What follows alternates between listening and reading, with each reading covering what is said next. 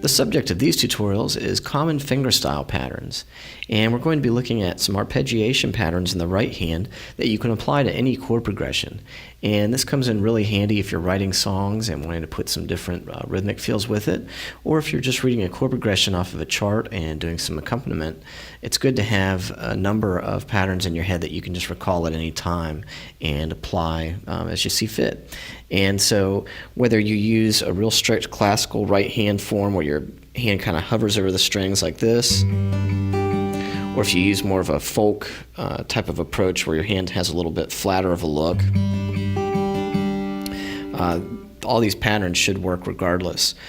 Some people also, I should mention, will play fingerstyle with just their fingertips, and that sounds just fine, particularly on a steel string. Or a lot of people, as I do, have some longer fingernails on their right hand to attack the strings with. And it really doesn't matter with these different shapes. You can use them regardless. So let's start out in this first segment with a very basic fingerstyle technique, and as with most of these patterns, we're going to assign fingers to the strings. So your index fingers on the third string, middle fingers on the second string, and ring fingers on the first string, and then your thumb will be going to whatever bass note that you're on. So we'll look at this pattern.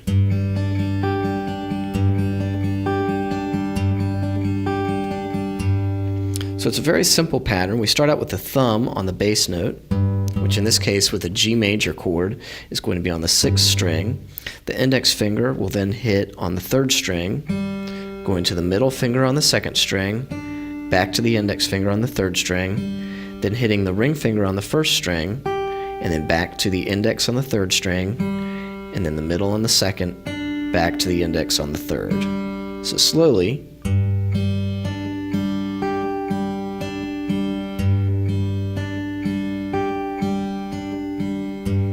And you can also use your thumb if you're going to do that for more than one measure. You can use your thumb to hit other notes, bass notes out of that chord. So I can play the G and then go to the D, for instance. And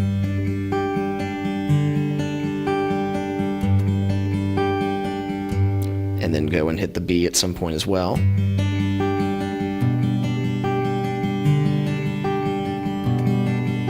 So you can kind of play around with the bass note that way.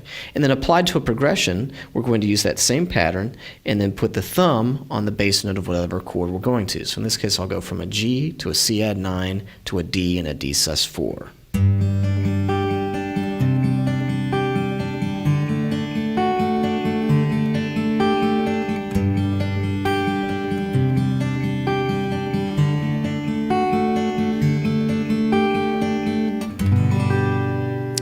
And we'll look at some more patterns in our next few segments.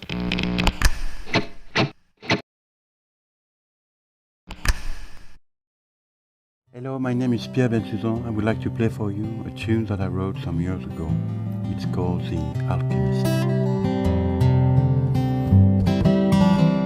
And you are going to see also that in order to get there, you want to bend the ring finger towards the fourth fret. On the third bass string, but I decide to not play that third bass string with my thumb, but with my index.